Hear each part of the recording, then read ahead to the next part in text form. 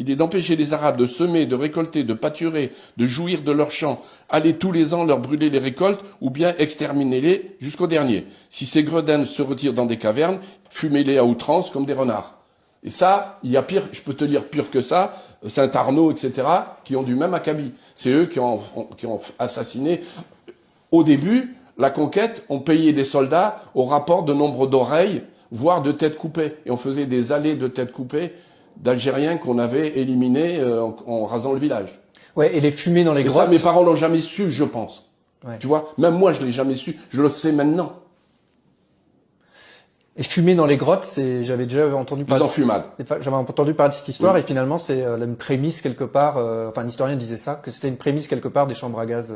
Oui, d'une certaine façon, c'est une chambre à gaz. On met les populations entièrement dans une grotte et on les gaze. Oui, voilà. Hein. Et les gens s'en revendiquent. Il y en a un qui dit, j'ai fait ça, c'est pour... Attends. C'est Saint-Arnaud, hein. C'est Saint-Arnaud, c'est celui qui va aider Louis-Napoléon à faire son coup d'État en 1951. Il écrit donc son truc tous les jours et il l'envoie à son frangin au fur et à mesure.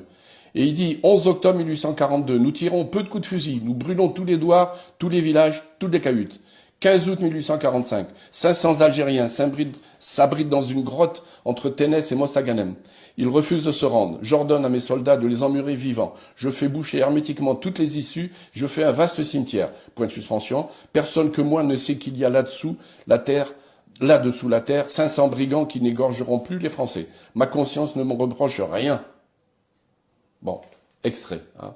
Et il y a, je te dis, il y en a d'autres, avec les histoires d'oreilles, etc. C'est incroyable de dire ma conscience ne me reproche rien. Ah, sa conscience ne me reproche rien. C'est le contraire qu'il est en train de dire, en fait.